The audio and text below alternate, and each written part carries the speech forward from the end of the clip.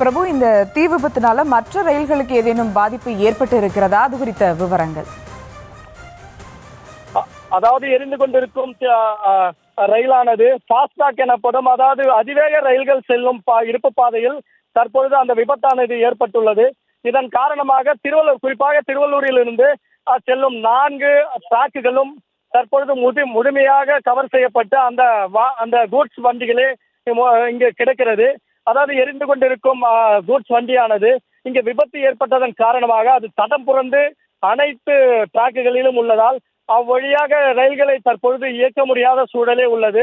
மேலும் இந்த ரயிலை, அதாவது எரிந்து கொண்டிருக்கும் ரயிலை அப்புறப்படுத்தினால் மட்டுமே இவ்வழியாக ரயில்கள் இயக்கப்படும் சூழலும் உள்ளது. அதனால் வேலைக்கு செல்லும், அதாவது ரயிலை பயன்படுத்தும் பயணிகள் ஒரு கடுமையான பாதிப்புக்கு உள்ளாகியுள்ளனர்.